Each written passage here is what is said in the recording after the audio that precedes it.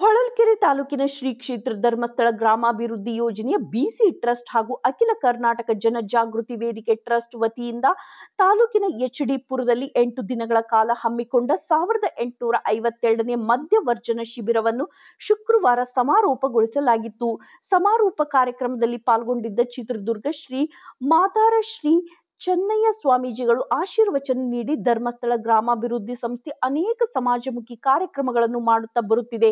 ಇತ್ತೀಚಿನ ದಿನಗಳಲ್ಲಿ ಮದ್ಯಪಾನ ಸೇವನೆಯಿಂದಾಗಿ ಬಹಳಷ್ಟು ಜನರ ಆರೋಗ್ಯ ಹದಗೆಡುತ್ತಿದೆ. ಅಲ್ಲದೆ ಹಣ ಖರ್ಚಾಗುತ್ತಿದೆ. ಮದ್ಯಪಾನವನ್ನು ಬಿಟ್ಟು ನಿಮ್ಮ ಕುಟುಂಬದವರ ಜೊತೆ ಚೆನ್ನಾಗಿ ಇರಬೇಕು. ಮದ್ಯಪಾನವನ್ನು ನೀವು ಬಿಡುವುದಲ್ಲದೆ ನಿಮ್ಮ ಅಕ್ಕಪಕ್ಕದವರು ಸಹ ಮದ್ಯಪಾನ ಬಿಡುವಂತೆ ಮಾಡಿ ಒಳ್ಳೆಯ ನಾಗರಿಕರಾಗಿ ಬಾಳಿ ಎಂದು ಶಿಬಿರಾರ್ಥಿಗಳಿಗೆ ಕರೆ ನೀಡಿದರು. ಚಿತ್ರದುರ್ಗ ಜಿಲ್ಲಾ ಜನಜಾಗೃತಿ ವೇದಿಕೆ ಸದಸ್ಯರಾದ ಜಿಪಿ ಪ್ರೇಮಕಲಾ ಷಣ್ಮುಖಪ್ಪ ಮಾತನಾಡಿ, 8 ದಿವಸಗಳ ಕಾಲ ನಡೆದ ಮದ್ಯವರ್ಜನ ಶಿಬಿರದಲ್ಲಿ ಮದ್ಯಪಾನದಿಂದ ಏನೇನು ದುಷ್ಪರಿಣಾಮಗಳು ಆಗುತ್ತವೆ ಎಂದು ತಿಳಿಸಿದರು. ಮದ್ಯವನ್ನು ಬಿಟ್ಟರೆ ನೀವು ಯಾವ ರೀತಿ ನಿಮ್ಮ ಕುಟುಂಬದಲ್ಲಿ ನೆಮ್ಮದಿಯಾಗಿ ಬದುಕುತ್ತೀರಿ, ಸಮಾಜದಲ್ಲಿ ನಿಮಗೆ ಯಾವ ರೀತಿ ಗೌರವ ಕೊಡುತ್ತಾರೆ ಎಂದು ಅರಿತುಕೊಳ್ಳಬೇಕು. ಯಾವತ್ತೂ ಮದ್ಯವನ್ನು ಮುಟ್ಟಬೇಡಿ. ಸಮಾಜದಲ್ಲಿ ದೊಡ್ಡ ವ್ಯಕ್ತಿಗಳಾಗಿ ನೀವು ಬೆಳೆದು ಒಳ್ಳೆಯ ಬದುಕು ಕಟ್ಟಿಕೊಳ್ಳಿ ಎಂದು ಶಿಬಿರಾರ್ಥಿಗಳಿಗೆ ತಿಳಿಸಿದರು. ತಾಲೂಕು ಪಂಚಾಯಿತಿ ಮಾಜಿ ಅಧ್ಯಕ್ಷ ಎಸ್ ಮೋಹನ್ ನಾಗರಾಜ್, ತಾಲೂಕು ಯೋಜನಾಧಿಕಾರಿ ಶಾರಿಕಾ ಕಿರಣ್, ಜಿಲ್ಲಾ ನಿರ್ದೇಶಕಿ ಕಮಲಾಕ್ಷಿ, ಶಿಬಿರಾಧಿಕಾರಿ ಕುಮಾರ್, ಆರೋಗ್ಯ ಸಹಾಯಕಿ ಸೌಮ್ಯ ಮಂಜುನಾಥ್, ರುದ್ರಪ್ಪ ಹೂಗಾರ್, ನೇತ್ರಾವತಿ, ಯೋಗ ಗುರು ಮಲ್ಲಿಕಾರ್ಜುನ್, ಪ್ರೇಮಕಲಾ ದುಮ್ಮಿ, ಎ ಚಿತ್ತಪ್ಪ, ಅವಿನಹಟ್ಟಿ ಸುರೇಶ್, ರೂಪ ನಾಗರಾಜ್, ಎಸ್ ಮಾರುತೇಶ್, ಬಸವರಾಜ್ ಓಂಕಾರಪ್ಪ, ನಿವೃತ್ತ ನೌಕರರ ಸಂಘದ ಅಧ್ಯಕ್ಷ ಎಸಿ ಗಂಗಾಧರಪ್ಪ, ವೆಂಕಟೇಶ್, ರಾಜಪ್ಪ, ಗ್ರಾಮ ಪಂಚಾಯಿತಿ ಅಭಿವೃದ್ಧಿ ಅಧಿಕಾರಿ ಅಂಜನಪ್ಪ, ಧರ್ಮಸ್ಥಳ ಗ್ರಾಮಾಭಿವೃದ್ಧಿ ಸಂಸ್ಥೆಯ ನೌಕರರು, ಶಿಬಿರಾರ್ಥಿಗಳು, ಕುಟುಂಬಸ್ಥರು, ಗ್ರಾಮಸ್ಥರು ಕಾರ್ಯಕ್ರಮದಲ್ಲಿ ಉಪಸ್ಥಿತರಿದ್ದರು. ವರದಿ ನಾಗರಾಜ್ ಕೆ.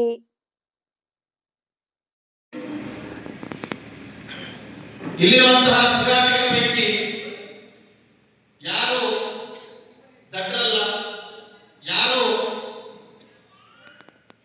ಶಿಕ್ಷಣದಿಂದ ದೂರ ಇದ್ದವರಲ್ಲ, ಎಲ್ಲರೂ ಕೂಡ ತಿಳುವಳಿಕೆ ಇದ್ದವರು, ಎಲ್ಲರೂ ಕೂಡ ಬುದ್ಧಿವಂತರು, ಎಲ್ಲರೂ ಕೂಡ ಶಿಕ್ಷಣವಂತರು. ಇಲ್ಲಿ ನಾವು ಅವರೊಂದು ಅಂಕಿಅಂಶವನ್ನು ಎಲ್ಲ ರೀತಿಯಾದಂತಹ ನಮ್ಮ ನಾಗರಿಕರನ್ನ ಹೇಳಿದ್ರು. ಸ್ಕ್ಯಾನಿಂಗ್ ಅನ್ನು ನೀವು ಹೇಳಿಕೊಂಡು ಎಲ್ಲ ವರದಿಯನ್ನು ನಾವು ಪ್ರಶ್ನೆ ಮಾಡಿ ನೋಡಿದಾಗ ಇಲ್ಲಿ ತುಂಬಾ ಜನ ಪದವಿ ಶಿಕ್ಷಣವನ್ನು ಪಡೆದಿದ್ದವರಿದ್ದಾರೆ, 7ನೇ ಕ್ಲಾಸ್, 8ನೇ ಕ್ಲಾಸ್, 10ನೇ ಕ್ಲಾಸ್ ವಿದ್ಯಾಭ್ಯಾಸವನ್ನು ಪಡೆದುಕೊಂಡಿದ್ದವರಿದ್ದಾರೆ, ಒಳ್ಳೆ ಒಳ್ಳೆ ಉದ್ಯೋಗದಲ್ಲಿದ್ದವರಿದ್ದಾರೆ. ಆದ್ರೆ ತನಗರಿವಿಲ್ಲ ಪರಿಣಮಿಸಿದೆ ಅಂತ ಗೊತ್ತಾಗಿರಲಿಲ್ಲ, ಗೊತ್ತಿದ್ರು ಬಿಡಕ್ಕಾಗಲ್ಲ. ಆದ್ರೆ ಇವತ್ತು 5 ದಿವಸ ನೀವು ಮಾತ್ರ ಎಚ್ಚರ ಇದೆ, ಸೇರಿ 2 ದಿವಸ ಎಚ್ಚರನೇ ಇರಲ್ಲ. ನೀವು ಯಾರು ಅಂತ ನಿಮಗೆ ಗೊತ್ತಿಲ್ಲ. ಹಾಗಾಗಿ ಈ ಯಾರಿರ್ತಾರೆ ಅಂತ ನಿಮ್ಗೆ ಗೊತ್ತಿಲ್ಲ. ನಿಮ್ಮ ಪ್ರತಿಯೊಂದು ಕೊಡುವಂತ ಹಿಂಸೆಯನ್ನ ಇವೆಲ್ಲರೂ ಸೇರಿ ಸಹಿಸಿಕೊಂಡು ನಿಮ್ಮನ್ನ ಈ ಮಟ್ಟಕ್ಕೆ ತಂದಿದ್ದಾರೆ. ಈ ಶಿಸ್ತಲ್ಲಿ ನೀವು ಯಾರು ಇರಲಿಲ್ಲ ಅಲ್ವಾ? ಇದ್ರ ಇಷ್ಟು ಶಿಸ್ತಲ್ಲಿ ಬಿಳೆ ಬಟ್ಟೆ ಹಾಕೊಂಡು ಶಾಲು ಹೊತ್ಕೊಂಡು ನಿಮಗೆ ನಮಸ್ಕಾರ ಹೇಳಿ ಮಾನ್ಯರೇ, ಬಂಧುಗಳೇ, ಅಣ್ಣ ತಮ್ಮಗಳೇ ಅಂತ ಯಾರು ಹೇಳಿದಾರ? ಹೇಳಿಲ್ಲ ಅಲ್ವಾ? ಇದು ಕಂಟಿನ್ಯೂ ಆಗ್ಬೇಕಲ್ಲ ನಿಮ್ಮ ಜೀವನದಲ್ಲಿ. ಪೂಜ್ಯರಿಗೆ ಎಷ್ಟು ಕಷ್ಟಪಡ್ತಾ ಇದ್ದಾರಲ್ವಾ? ಒಂದೊಂದು ಗ್ರಾಮದಲ್ಲಿ ಇಷ್ಟು ಜನ ಬಿಟ್ರೆ ಆ ಗ್ರಾಮ ಉದ್ಧಾರ ಆದಂಗೆ ಅಲ್ವಾ? ಅವರೊಬ್ಬರೇ ಒಂದ್ ಕೈ ಹೇಳಿದ್ರೆ ಶಬ್ದ ಕೇಳುತ್ತಾ? ಕೇಳಲ್ಲ ಅಲ್ವಾ? ನೀವು ನಿಮ್ಮ ಒಂದು ಕೈನಲ್ಲಿ ಕೊಡಿ. ಖಂಡಿತ ಇವತ್ತು ಮಾನ್ಯರೇ, ಮಹನೀಯರೇ, ಬಂಧುಗಳೇ, ಅಣ್ಣ ತಮ್ಮಂದಿರೇ ಅನ್ನುವ ಪದವನ್ನು ದಿನನಿತ್ಯ ನಿಮಗೆ ಕೇಳುವಂತಹ ಒಂದು ಸೌಭಾಗ್ಯ ಸಿಗುತ್ತೆ, ಗೌರವ ಸಿಗುತ್ತೆ. ಆ ಗೌರವವನ್ನ ಕಾಪಾಡಿಕೊಳ್ಳಿ. ಈ ಗೌರವ ಯಾರಿಂದ ಹೋಗಿತ್ತು ಅಂತ ತಮಗೆಲ್ಲ ಇಷ್ಟು ದಿವಸ ಬಂದವರೆಲ್ಲ ಹೇಳಿದ್ದಾರೆ. ಮತ್ತೆ ಹೇಳುವ ಒಂದು ಬೇಡ, ಕೆಲಸ ಬೇಡ. ಮೂರು ಬಾರಿಯ ಚಪ್ಪಾಳೆಯ ಧ್ವನಿ ಒಂದೇ ಸರಿ ಬರ್ತಾ ಇತ್ತು. ಚಪ್ಪಾಳೆಯ ಪುರಸರು ಒಂದೇ ಸರಿ ತರ್ತಾ ಇದ್ದೆ, ಹೌದು ತಾನೆ? ಆದರೆ ನೀವು ಈ ಶಿಬಿರಕ್ಕೆ ಬರೋದಕ್ಕಿಂತ ಮುಂಚೆ ನೀವು ಒಂದೇ ಬಾರಿ ಪೂರ್ವ ಚಪ್ಪಾಳೆ ತಟ್ಟದಿರಲಿ, ನಿಮ್ಮ ಹೆಜ್ಜೆಗಳನ್ನು ಒಂದೇ ಕಡೆ ಹಿಡಿದಿದ್ರು ನಮಗೆ ಗೊತ್ತಿಲ್ಲ. ಆದರೆ ಇವತ್ತು ಮಾತೆಯರು ನಗ್ತಾ ಇದ್ದಾರೆ. ಆದರೆ ಇವತ್ತು ಅವತ್ತಿನ ಸಂದರ್ಭಕ್ಕೆ ಅವರು ನಕ್ಕಿದ್ದಾರೆ. ಇನ್ನೊಬ್ಬರು ನೋಡಿ ತನ್ನ ಮನೆಯವರೇ ಆದಾಗ ದುಃಖ ಪಟ್ಟಿದ್ದಾರೆ. ಆದರೆ ಇವತ್ತು ಬದಲಾವಣೆ ಆಗಿರೋದ್ರಿಂದ ನಾನು ಕೆಲವು ಇವರು ನಿಮ್ಮ ಕುಟುಂಬಸ್ಥರುಗಳನ್ನು ನಮ್ಮ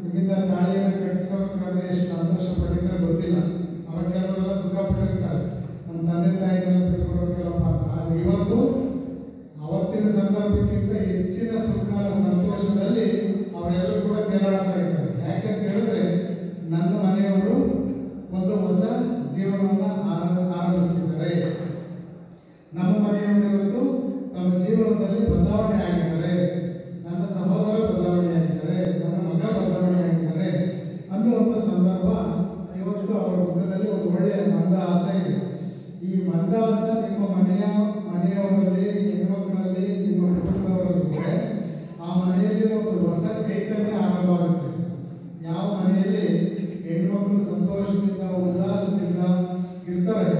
ಆ ಮನೆ ಕಟ್ಟಡದಲ್ಲಿ ಚಿಕ್ಕದಿದ್ರು ಕೂಡ, ಗಾತ್ರದಲ್ಲಿ ಚಿಕ್ಕದಿದ್ರು ಕೂಡ, ಬಡತನದಲ್ಲಿ ಚಿಕ್ಕವರಾಗಿದ್ರು ಕೂಡ ಸಂತೋಷದಲ್ಲಿ ಶ್ರೀಮಂತರಾಗಿರ್ತಾರೆ. ಹಾಗೆ ಇವತ್ತಿನ ಮಹಿಳೆಯರು ಇಷ್ಟು ಸಂತೋಷಗೊಂಡಿದ್ದಾರೆ ಅಂತ ಹೇಳಿದ್ರೆ, ನಾಳೆಯಿಂದ ನಿಮಗೆ ನೋಡಿ ಸಮಯಕ್ಕೆ ಸರಿಯಾಗಿ ಟೀ ಬರುತ್ತೆ, ಸಮಯಕ್ಕೆ ಸರಿಯಾಗಿ ತಿಂಡಿ ಕೊಡ್ತಾರೆ, ಸಮಯಕ್ಕೆ ಸರಿಯಾಗಿ ಊಟ ಕೊಡ್ತಾರೆ. ನಿಮಗೆ ಚಳಿ ಆಗ್ತಂದ್ರೆ ಬೆಡ್ಶೀಟ್ ಒಂದು ಬೆಳೆಯುತ್ತಾರೆ. ಮೊದಲೆಲ್ಲ ಹೇಗಿರ್ತಿತ್ತು ಅಂತ ಹೇಳಿದ್ರೆ, ಏನೋ ತಡಿಲಾರ್ದ ಊಟ ಮಾಡಿಲ್ಲ ಅಂದರೆ ಭಗವಂತ ಊಟ ಕೊಡ್ತಿದ್ರು. ಇನ್ನು ಕೆಲವರು ಏನು ಮಾಡ್ತಿದ್ರು, ನಮ್ಮ ಹೆಣ್ಮಕ್ಳಿಗೆ ಬಂದಿದ್ದೇ ಇರ್ಬೋದು, ಅವರೆಲ್ಲ ಏನು ಮಾಡ್ತಾರೆ ಅಂತ ಹೇಳಿದ್ರೆ, ದಿನ ನೋಡಿ ನೋಡಿ ಸಾಕಾಗಿದೆ, ಊಟ ಕೊಡ್ತಾರೆ, ಎಲ್ಲ ಹೋಗ್ಬಿಡ ಅಂತ ಹಾಗೆ ಕೊಡ್ತಾರೆ. ನೀರು ಕುಡಿದ್ರು ಗೊತ್ತಿಲ್ಲ, ಕಾಫಿ ಕುಡಿದ್ರು ಗೊತ್ತಿಲ್ಲ, ಊಟ ಮಾಡಿದ್ರು ಗೊತ್ತಿಲ್ಲ, ಹಾಗೆ ತಾನೇ ಆಗೋದು. ಅಂದರೆ ಯಾವುದೇ ಮನುಷ್ಯನಿಗೆ ಆ ಒಂದು ವ್ಯವಧಾನ, ಒಂದು ತಾಳ್ಮೆ ಮಿತಿ ಮೀರಿದ ಮೇಲೆ ಮಾನಸಿಕವಾಗಿ ಬಿಟ್ಟಾಗ್ಬಿಡ್ತಾರೆ. ಮನುಷ್ಯನಿಗೆ ಯಾವುದೇ ಸಂದರ್ಭದಲ್ಲಿ ವ್ಯವಸ್ಥೆ ಬಿಟ್ಟಾಕಿದ್ರೆ ಸುಧಾರಿಸ್ಕೋಬೋದು. ತನ್ನ ಆರೈಕೆ ಮಾಡುವಂಥ ಕುಟುಂಬದವರು ತಾಳ್ಮೆ ಕಳ್ಕೊಂಡೇನಾದರೂ ಮಾನಸಿಕವಾಗಿ ಬಿಟ್ಟಾಕಿದ್ರೆ ಅವರನ್ನ ಸರಿ ಮಾಡೋದಕ್ಕೆ ಇನ್ಯಾರ ಕೈಲೂ ಆಗೋದಿಲ್ಲ. ಅವ್ರಿಗೆ ಯಾರು ಕೂಡ 1953ನೇ ಮಧ್ಯ ಭಾಗವಹಿಸಿರುವಂಥ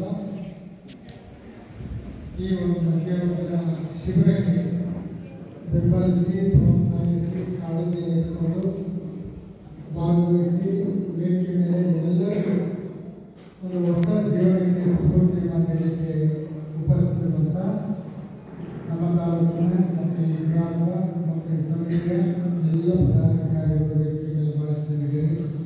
ನಿಮ್ಮೆಲ್ಲರಿಗೂ ಶರಣಾರ್ಥಿಗಳನ್ನು ಸಲ್ಲಿಸಿ, ಹಾಗೆ ಗ್ರಾಮದಲ್ಲಿ ಭಾಳಷ್ಟು ಜನ ಇಂದಿನಿಂದ ಒಂದು ಹೊಸ ಜೀವನಕ್ಕೆ ಪಾದಾರ್ಪಣೆಯನ್ನು ಮಾಡಬೇಕಂತೇಳಿ ಸಂಕಲ್ಪವನ್ನು ತೊಟ್ಟು ನಿಮ್ಮ ಕುಟುಂಬ ವರ್ಗದವರ ಜೊತೆ ನೀವೇನು ಉಪಸ್ಥಿತರಿದ್ದೀರಿ, ಅಂತಹ ಎಲ್ಲ ನೂತನ ತಮ್ಮ ಜೀವನವನ್ನು ಆರಂಭ ಮಾಡಿರುವಂಥ ಎಲ್ಲರಿಗೂ ಕೂಡ ನಿಮ್ಮೆಲ್ಲರಿಗೂ ಶರಣಾರ್ಥಿಗಳನ್ನು ಸಲ್ಲಿಸಿ, HD ಪುರ ಗ್ರಾಮದಲ್ಲಿ ಈ ಒಂದು ಶಿಬಿರ ನೋಡಲಿಕ್ಕೆ ಭಾಳಷ್ಟು ಜನರಿಗೆ ಭಾಳ ದೊಡ್ಡ ಕಾರ್ಯಕ್ರಮ ಇಲ್ಲ, ಭಾಳ ಚಿಕ್ಕ ಕಾರ್ಯಕ್ರಮ. ಆದರೆ ಈ ಕಾರ್ಯಕ್ರಮದ ಮಹತ್ವ ಏನಿದೆ ಅಂತ ಹೇಳಿದ್ರೆ, ಇದು ಒಂದು ದೇಶದ ಬೆಳವಣಿಗೆ ಕಾರ್ಯಕ್ರಮ, ಒಂದು ಸಮಾಜಮುಖಿ ಕಾರ್ಯಕ್ರಮ, ಒಂದು ಸಮಾಜದ ಸ್ವಾಸ್ಥ್ಯವನ್ನು ಕಾಪಾಡುವಂಥ ಕಾರ್ಯಕ್ರಮ, ಒಂದು ಕುಟುಂಬವನ್ನು ಬದಲಾವಣೆಯನ್ನು ಮಾಡುವಂಥ ಕಾರ್ಯಕ್ರಮ. ಒಂದು ಕುಟುಂಬ ಸಮಾಜದಲ್ಲಿ ಕಾರ್ಯಗಳನ್ನು ತೆಗೆದುಕೊಳ್ತಾರೆ.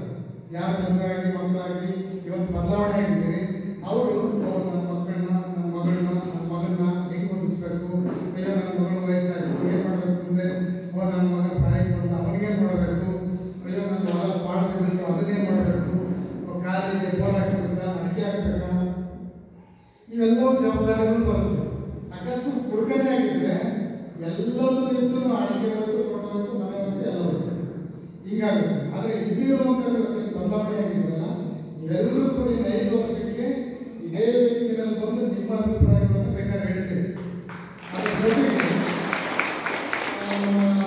ಪಟ್ಟಿ ಹೇಳ್ತಾ ಇದ್ದೀವಿ, ಇದರಲ್ಲಿ ಮದುವೆ ಆದವರು ಇಷ್ಟು, ಮದುವೆ ಆಗಿರೋರು ಇಷ್ಟು ಅಂತೇಳಿ ನೋಡಿ. ಪೇಪರ್ ಒಳಗೆಲ್ಲ ನೀವು ನೋಡ್ತಾ ಇರ್ತೀವಿ, ಉಂಡಿಗೆ ಚೀಟಿ ಬರೆದಾಕಿರ್ತಾರೆ, ಮಲೆ ಮಹದೇಶ್ವರ ಸ್ವಾಮೀಜಿಗೆ ನನಗೆ ಮದುವೆ ಮಾಡಿಸೋ, ಇಲ್ಲ ಅಂದರೆ ನನಗೆ ನಾನು ಜಿಗುಪ್ಸೆ ಹೋಗ್ತೀನಿ ಅಂತೇಳಿ, ಇಲ್ಲ ದೇವ್ರಿಗೆ ಆಯ್ಕೆ ಕೊಡ್ತಾರೆ. ಮುಖ್ಯಮಂತ್ರಿಗೆಲ್ಲ ಪತ್ರ ಬರೀತಾರೆ, ನನಗೆ ಹೆಣ್ಣು ಸಿಗ್ತಿಲ್ಲ, ನನಗೆ ಹೆಣ್ಣು ಕೊಡಿಸಿದೆ ಅಂತೇಳಿ. ಅಂದರೆ ಎಲ್ಲದೂ ಚೆನ್ನಾಗಿದ್ದವರಿಗೆ ಹೆಣ್ಣು ಸಿಗುವಂಥ ಸಂದರ್ಭ ಕಷ್ಟ ಇದೆ ನಮ್ಮ ಹುಡುಗರಿಗೆ. ಹುಡುಗರಿಗೆ ಯಾರು ಕೊಡ್ತಾರೆ? ಕೊಡ್ತೀನಿ ಅಂದ್ರೂ ಮದುವೆಗೆ ಹೆಣ್ಣು ಮಾಡಿ ಹೆಂಗಾಗುತ್ತೆ? ಹಂಗಾಗಿ ಇವತ್ತು ಎಷ್ಟೋ ಸಂಸಾರಗಳು ಕುಡಿತದಿಂದ ಪ್ರತ್ಯೇಕಗೊಂಡಿದ್ದಾರೆ. ಆದರೆ ಒಂದು ಮಾಡುವಂಥ ಕೆಲಸವನ್ನ ಎಲ್ಲ ಸಮಿತಿಯವರು ಮಾಡಿದ್ದಾರೆ ಅಂತ ಹೇಳಿದ್ರೆ ಬಹಳ ದೊಡ್ಡ ಕೆಲಸ ಇದೆ. ಇದಕ್ಕಿಂತ ಬೆಳೆ ಬಹಳ ಸಮಾಜಮುಖಿ ಕೆಲಸ ಇನ್ನೊಂದು ಇಲ್ಲ ಅನ್ನುವಂಥದ್ದು ನೋಡಿದ್ರೆ ತುಂಬ ಸಂತೋಷ ಅನಿಸುತ್ತೆ. ಈಗ ಇಲ್ಲಿ ಒಂದು 2 ವಾರ ಕಲ್ತಿದ್ದೀರಲ್ಲ, ಈಗ ಅಭ್ಯಾಸವನ್ನು ನಿಮ್ಮ ಮುಖದಲ್ಲೆಲ್ಲ ಕಳೆ ಇದೆ. ಇದಕ್ಕಿಂತ ಹಿಂದೆ ಹೆಂಗಿದ್ರು ಗೊತ್ತಿಲ್ಲ, ನೀವು ಕಟಿಂಗ್ ಹೆಂಗೆ ಮಾಡ್ತಿದ್ರು, ಕೂದಲು ಹೆಂಗೆ ಮಾಡ್ಕೊತಿದ್ರು, ಸ್ನಾನ ಹೆಂಗೆ ಮಾಡ್ತಿದ್ರು, ನಿಮ್ಮ ಹೆಣ್ಮಕ್ಳೇ ಹೆಂಗೆ ನಿಮ್ಮನ್ನು ದೂರ ಇಡ್ತಿದ್ರು ಗೊತ್ತಿಲ್ಲ. ಇವತ್ತು ನೋಡಿ ಸಿಸ್ಟಮ್ ಕಟಿಂಗ್ ಎಲ್ಲ ಎಷ್ಟು ಚೆನ್ನಾಗಿ ಕಾಣಿಸ್ತಿದೆ. ಎಲ್ಲ ಕೂದಲು ಮಾಡಿ ಮುಂದೆಲ್ಲ ವಿಭೂತಿ ಆಗಿದೆ. ಈ ಹೆಣ್ಣುಗಳು ಪಾಪ ನಗ್ತಾ ಇದೆ. ಅವಾಗಿಂದ ತುಂಬ ಖುಷಿ ಆಗ್ಬಿಟ್ಟಿದೆ. ಎಲ್ಲರಿಗೂ ಮನಸ್ಸೊಳಗೆಲ್ಲ ನಂಬಿದೆ ತಾನೆ. ಜೊತೆಗೆ ಎರಡನೇದು ನಿಮ್ಮ ದೃಷ್ಟಿ ಮಾಡಿರೋದು ಎಲ್ಲರಿಗೂ ಒಂದ್ಸರಿ ಮದುವೆ ಆದ್ರೆ ನಿಮಗೆ 2 ಸರಿ ಆಗ್ತದೆ. ಆದರೆ ನಮ್ಮಂತೇನಂದ್ರೆ ನಮ್ಮ ಹುಡುಗರಿಗೆ ನಮ್ಮ ಜನಕ್ಕೆ ಕೇಳೋದು ಹೆಣ್ಮಕ್ಳಿಗೆ 3 ಸರಿ ಮದುವೆ ಆಗೋ ತರಕ್ಕೆ ನೀವು ಹೋಗ್ಬೇಡಿ. 3 ಸರಿ ಯಾರು ಮದುವೆ ಮಾಡ್ತಾರೆ. ಅಲ್ಲಿಗೆ ಮದುವೆ ಮಾಡೋಂಥವ್ರು ಫಸ್ಟ್ ಬಿಟ್ಟು ಯಾಕೆ ಕೊಡ್ತಾರೆ. ಅದಕ್ಕೆ ನೀವೆಲ್ಲರೂ ಜೀವನದಲ್ಲಿ ಇವತ್ತು ಒಂದು ಸ್ಫೂರ್ತಿಯನ್ನು ಪಡೆದುಕೊಂಡು ನಿಮ್ಮ ಜೀವನವನ್ನು ದೊಡ್ಡ ಮಟ್ಟದಲ್ಲಿ ಹೇಗೆ ನೀವು ಗೌರವದಿಂದ ನಡೆಸ್ಕೋಬೇಕು. ನಿಮ್ಮಲ್ಲಿ ಜನ ಬೇಕು. ಹೆಂಗಿದ್ದ ಒಂದು ತಿಂಗಳಿಂದ ಒಂದು ವರ್ಷದಿಂದ ಎಷ್ಟು ಬದಲಾದ ಮನುಷ್ಯ ಪರವಾಗಿಲ್ಲ. ಅದನ್ನು ನೋಡಿ ಕಲಿಯುವ ಮಟ್ಟಕ್ಕೆ ನೀವು ಬೆಳೆದ್ರೆ ಇಷ್ಟೆಲ್ಲ ಕಾರ್ಯಕ್ರಮ ಮಾಡೋದಕ್ಕೆ ಸಾಧ್ಯವಾಗ್ತದೆ ಅನ್ನುವಂಥ ಮಾತನ್ನು ಈ ಸಂದರ್ಭದಲ್ಲಿ ವ್ಯಕ್ತಪಡಿಸಿ, ದೊಡ್ಡವರಿದ್ದೀರಿ, ವಯಸ್ಸಲ್ಲಿ ತುಂಬ ದೊಡ್ಡವರಿದ್ದೀರಿ, ಚಿಕ್ಕವರು ಇದ್ದೀರಿ, ನಾವೇನೋ ಒಂದೊಂದು ಸ್ಥಾನದಲ್ಲಿ ಕೊಡ್ತಿದ್ದೀವಿ. ಹಾಗಾಗಿ ನೀವೆಲ್ಲರೂ ಕೂಡ ಅದರಿಂದ ಮುಕ್ತರಾಗಿ ಇವತ್ತಿನಿಂದ ಹೊಸ ಜೀವನವನ್ನು ಕಟ್ಕೊಂಡು ನೀವು ಕೆಲಸವನ್ನು ಮಾಡಿ